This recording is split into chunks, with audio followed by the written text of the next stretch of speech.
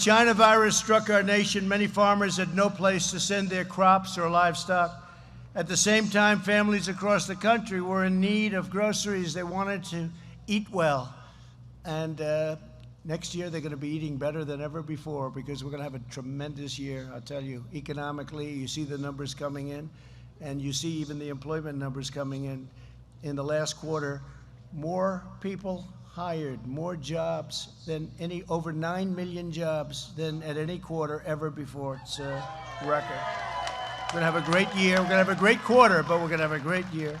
That's why we launched the Farmers to Families Food Box Program. Through this program, the Department of Agriculture is purchasing food from farmers, then local distributors pack and deliver the boxes, and families in need get it, and they get to eat very well.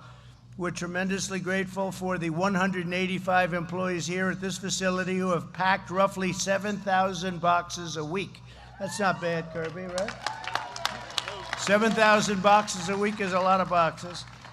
Thanks as well to the incredible volunteers at Baptists on Mission who ship boxes to over 200 pickup locations all across your great state. With your help, in just 3 months, we've delivered over 1 billion pounds of food, providing more than 100 million meals to Americans most in need. And this is a program that just got started, and they're already, as soon as I saw it, I saw one line that was hungry and one line that had so much food they had to dispose of it, the farmers. I said, let's put them together. And with Sonny and with all of the people that worked on it, and Ivanka's backing, strong backing, we got it done in literally a week, right? We got it done, and I think might have even been less than a week. That's not bad. Today, I'm proud to announce that we will provide an additional $1 billion to fund the Farmers to Families Food Box Program. It's worked out so well. It's worked out so well. In our fight against the China virus, we've launched the greatest industrial mobilization. This is the greatest industrial mobilization. All of the things that we've done to take on this horrible, horrible scourge that's come in, to take on this horrible, terrible plague, I call it sometimes. We didn't deserve this. We didn't deserve this. And they could have stopped it.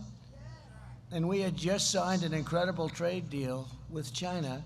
In fact, last week, Sonny was telling me the largest order of corn in the history of our country, twice, largest order of soybeans in history.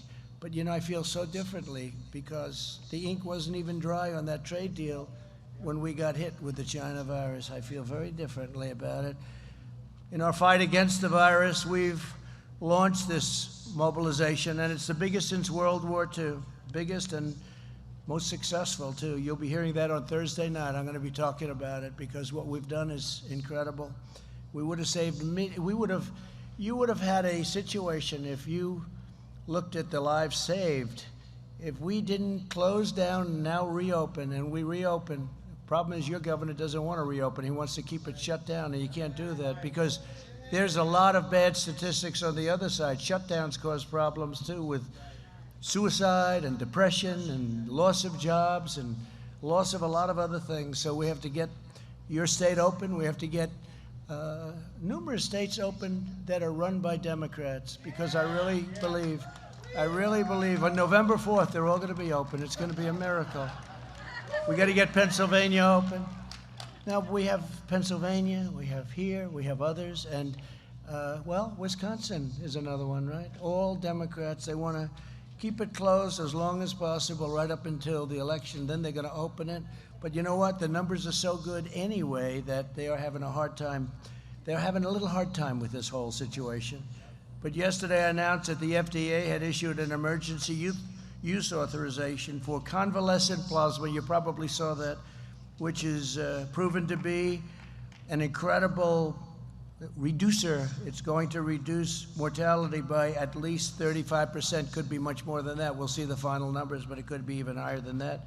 And we did remdesivir and lots of other things. We're going to be talking about it on Thursday night, so I hope you're all going to be listening, because the job that the FDA has done and the approval process has gone far faster than it would have ever gone under any other administration. I'm talking about the saving of years, Through Operation Warp speed. 3 vaccine candidates are in the final phase of clinical tests. Normally that would take 2 years to get there, maybe longer. And we expect to have a vaccine available before the end of the year, and maybe a lot sooner than that. To care for hardworking Americans, we continue to deliver unprecedented financial support. We passed the largest relief package in history. Altogether, we've delivered over $3 trillion in economic assistance to the American people, and the American farmer has done very well. I never hear any complaints from the American farmer. You know, I got $28 billion from China. They targeted. I said, you targeted our farmers in Iowa, in North Carolina, all over the country, Nebraska. You targeted our farmers. You can't do that. So I put big tariffs on goods coming in from China. And out of the many, many tens of billions of dollars that we took in, never happened to China before. They had the worst year they've had last year, before the plague.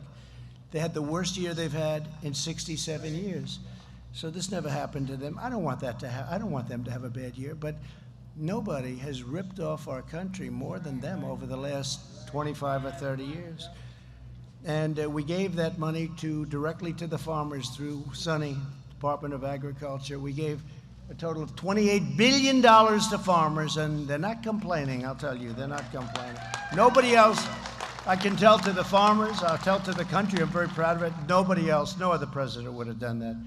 Even Sonny was surprised when I called him. I said, let's do this. Sonny said, that's never been done before, but Sonny was okay with it, I will tell you. Through the Paycheck, thank you, Donna, thank you very much. Through the Paycheck Protection Program, we've saved 5 million small businesses and 50 million jobs. This includes nearly 130,000 small businesses and 1.2 million jobs right here in North Carolina. And you're ready to open up. You got to tell and you're ready to play football. Got to play football. You got to play football. We've delivered over $8 billion in economic impact payments directly to 5 million North Carolina families. And we provided a total of $19 billion to cover farmers' losses due to the pandemic. And then we added we got it up to a total. The total was 28, and I guess we're now up to 34, or close to 34. Nobody's ever seen numbers like this. And it was really by putting tariffs on a place that treated us very, very badly. So it was 19 billion, it was 12 billion, it was started off at 12, went to 19, went to 28, and I think it's going to go probably up to about 34 billion. So our farmers will never be tormented again. We've slashed regulations to cut the death tax. Now, the death tax is a big deal. So if you have a farm or a business like Kirby, like your business, and you want to leave it to your beautiful family, which I just met, and they have to go out and get a big mortgage from a bank because they have big estate taxes, call it whatever we call it, a death tax. They don't have to do that anymore, Kirby. That's pretty good, right? So you'll be looking down and you'll be saying they're happy.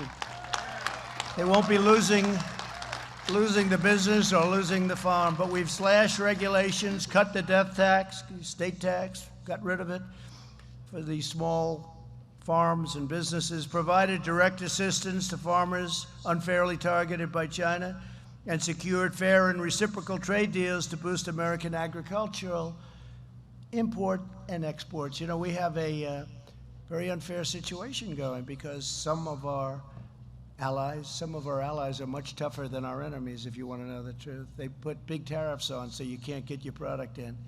You can't get it in. And I said, that's okay, you can put the tariffs in, but we're going to put the same tariff on you.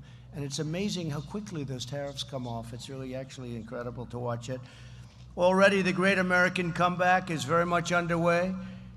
So we've added the jobs in the United States. If you look at the stock market, it's just about, in fact, NASDAQ just set a new record, and it's over a period of 3 weeks. It's actually, I think, broken the record 14 or 15 times.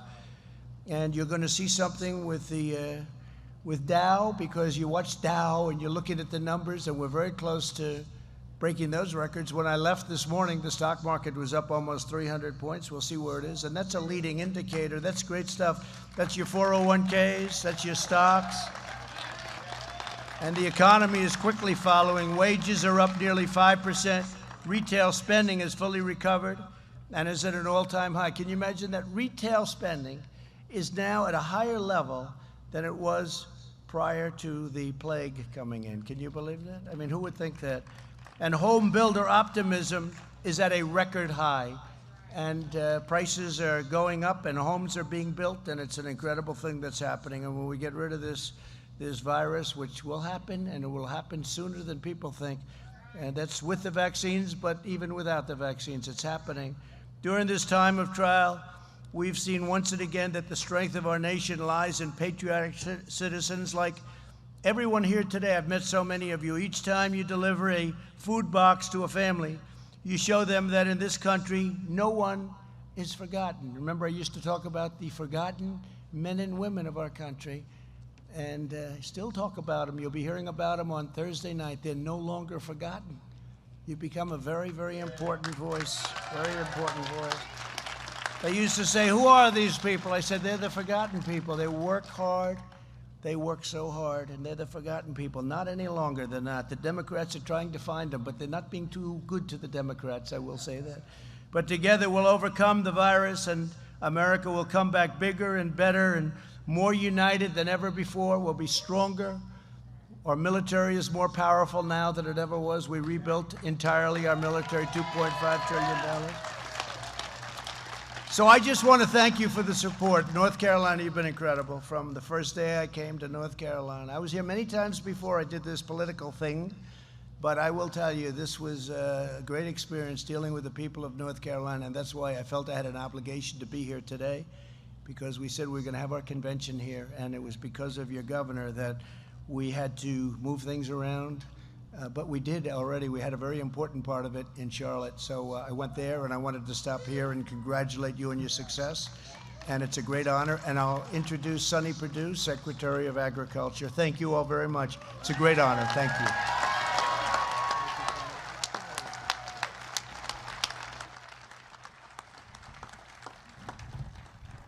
Mr. President, as you saw those throngs of people lining both sides of the road from the airport all the way to Mills River here, those were